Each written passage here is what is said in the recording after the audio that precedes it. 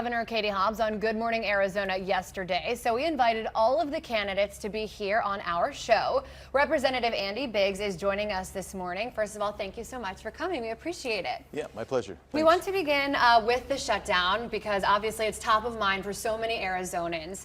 At some point, do you think something has got to give and we've got to find a way to agree and get the government back up and running? Yeah, I think so. You've already had 3 people cross over from the Democrat side to join Republicans in the Senate. It takes 60 to get it out, of the 60 votes to get it out of the Senate. I think that we're on the verge. I think there's another 4 or 5 that are going to come over.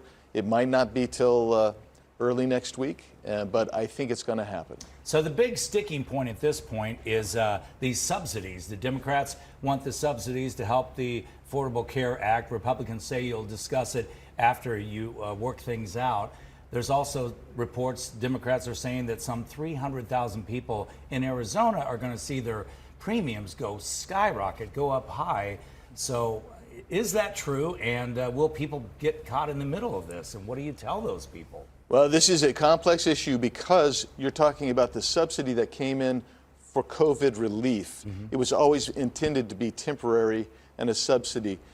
So you have people who are not paying any premiums at all, who might be making up to $600,000 who don't have to pay any premium at all for their health care if they're on the exchange, and if they got in that subsidy. So it becomes a real problem. That spending is over $200 billion over the next 10 years, and so you're going to have some people that are going to have some premiums go up. So let's think about it. If you are at poverty level, right now you pay absolutely nothing on the subsidy, and nobody does, like I said, in that pool.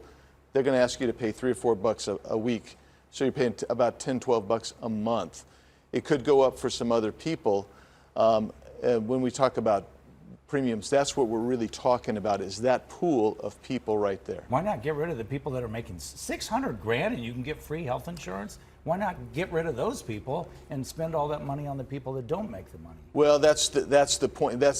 Right now, that's the impasse. You got Democrats who are saying they don't want to touch anything with the subsidy. They just want to continue it on. Okay. You got some folks that want to continue it for a year, and you have other folks saying, well, why aren't we just looking through and seeing how you fix it?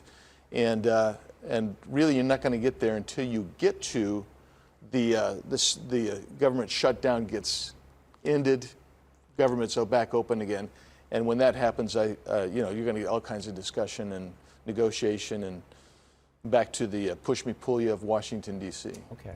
So there are some things that we want to ask you about. You have previously said that you do not intend to get rid of mail-in voting. President Trump has said he does want to get rid of it. If the president were to call you as governor and ask you to get rid of mail-in voting, how would you respond?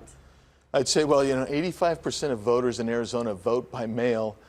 Instead of eliminating it, maybe what we should do is fix the permanent early voting list, Mr. President, because that, look, I've got kids who haven't lived at home for a long time. I still get their ballot. We've called, we've written, they're still there. So the permanent early voting list has got to be cleaned up, and you have to fix the voter list. If you do that, that's one thing.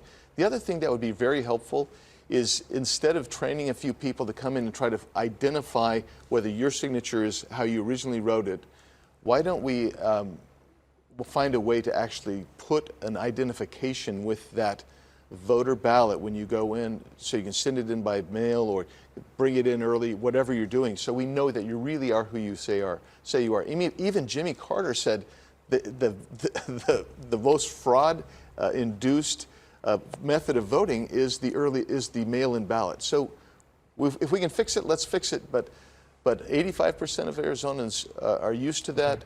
I don't know that we're going to ever be able to get rid of that. I would, if we could, great, but I don't think we can. Just a few moments left. I want to give you an opportunity to talk about running for governor. What do you see as the key issues for our state, and what would you do differently than Governor Hobbs? Well, for one thing, there's a whole bunch of key issues, but I'm not going to veto 350 bills, and within those bills are 21 bills regarding water for rural Arizona. That's a big issue. We want to fix that. How about no CCP ownership of land in Arizona? Yeah, we shouldn't be doing that. That's our number one. They want to be the world hegemon. How about the election integrity bill that would take us like Florida, so we would know within the evening who won? We can do all of those things right away. But public safety is number one. You know, you reported on it. We had a shooting in Queen Creek yesterday. You know, we've got to fix that. You've got to fix your economy back. We went from number 4 in job growth. Now we're number 47 under this governor. We've got to get job growth back. We've got to manage our water and our power so that we can grow. And we have 600 million acre feet of water underground. You got to manage that, right? So the idea ultimately is we want all Arizonans to be able to flourish. And you do that by making sure you've got a good economy, you have the rule of law, and people can be safe in their communities.